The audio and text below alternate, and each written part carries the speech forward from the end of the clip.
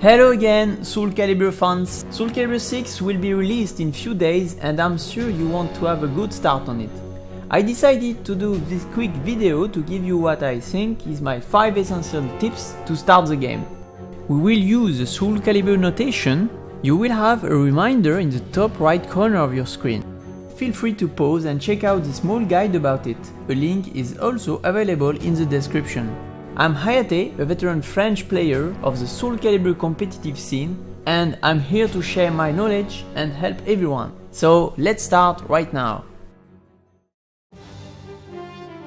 Soul Calibur franchise have been famous for its core system based on a simple mechanic called 8-way run, which lets your character move freely in any 8 direction by holding or double tapping a direction. Compared to other fighting games, the 8-way run is way more efficient to make every attack within the game, with nearly no need of timing. It's so powerful that only horizontal moves will deal with it consistently.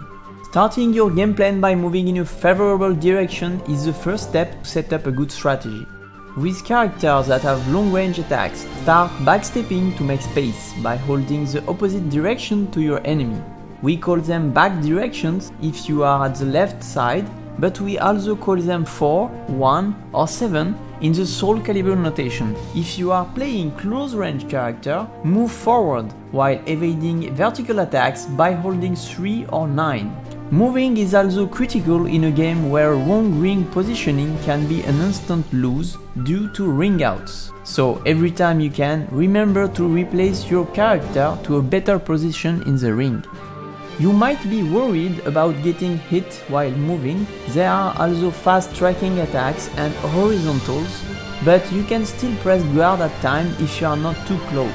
Even if you get hit, remember that an opponent who deals with your movement is making the choice to go for less damage, since these moves are usually not combo starters.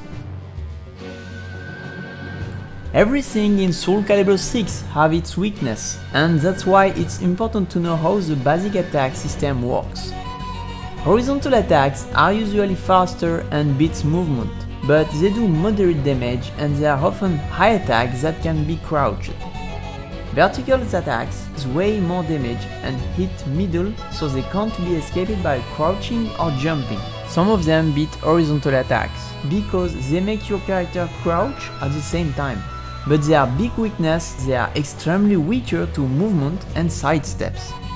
Kicks are a mix, but they are often useful for low attacks, like the generic 2K. Their big weakness is usually the range, since they are shorter than weapons. A lot of characters have a 2A, a fast universal tool to interrupt an opponent. They beat sidestep and can't be crouched, but they are weak to jumps. The critical edge, A plus B plus K, is binded in a button by default. It's often a fast and damaging attack which will deplete 1 meter. Use it mostly for whiff punishing and combo. The soul charge back plus the critical edge button will also deplete a meter, but will push back your opponent and give you access to new powerful moves, mostly with break attacks properties, but only for a short amount of time. When it's your turn to defend, guarding by holding the G button is the safest way to recover your turn. However, you will have to choose between a standing guard or crouching guard. Also, you may have some trouble reacting to all the character strings at the beginning. That's why there is 2 parrying systems that can help. The guard impact and the reversal edge mechanics both will parry all levels of attacks. Guard impact is done by pressing 6 plus G or forward plus the guard button, and will give you less reroll and requires precise timing. But it will interrupt your enemy string and let you in a favorable situation, especially if you parry the fast attack. Reversal edge in the other hand is done by holding and releasing the B plus G mapped button. The timing is easier, but you will have to release it. Success will give you a lot of meter and will do instant damage, so it's good to finish an opponent. After that, you will enter in a slow motion sequence. B will beat A will beat K will beat B, Any clash will start a second sequence where the initiator of the reversal edge will not only win any clashes, but his success will consider it lethal hits for huge damage. The guard button is pretty safe. It will block A and K option, but will clash versus B, resulting also in a second round. There is two advanced things to know in reversal edge mechanics. First, if you don't want to go in the second sequences, you can use advanced evasive maneuvers by pressing 2, 4 or 6. Each beats only one attack but lose two others. The second thing is that all the characters have different reward on their choice, so when you will face better opponent, you will have to know if a character's B, A or K will result in a more damaging combo to set up your guessing games. All characters have generic throws when you press A plus G or 4A plus G. They are short-ranged high grabs that can't be blocked but can be crouched. Performing 4A plus G will usually send your opponent at your back with the potential ring out.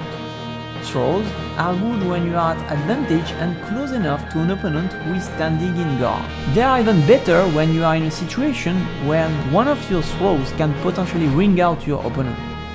But throws can be braked on reaction by pressing either any button or back plus any button. You will have to guess which throws the opponent is trying to do and won't be able to recognize it. However, if a player abuses throws, try crouching or interrupting if you have enough time with a fast attack like 2A, which will also crouch. Also, it's good to know that throws can also be parried by guard impact and reversal edge. Reversal edge has proven to be an extremely good defensive option, especially at beginner's level. Parrying everything, it will be very annoying at first time, but it has its weakness. First, if you know your opponent will abuse it, the most rewarding thing to do is to use your generic break attack by pressing A plus B. It will do a lethal hit stun effect for a huge combo. These tips will also work versus guard impact for the same effect. However, A plus B break attacks are slow and sometimes you want to take less risk.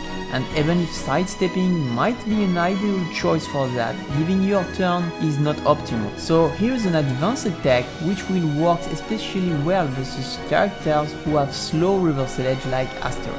When you attack your opponent and expect a reversal edge, try attacking with fast and quick recovery moves like basic AA. Those moves can't be fully parried because you will recover fast enough to be able to sidestep and punish, while making the reversal edge completely whiff. Pro tip, every time you see that you are getting parried by a reversal edge, just try sidestepping by pressing 8-8 or 2-2. You will discover your best moves to beat it easily.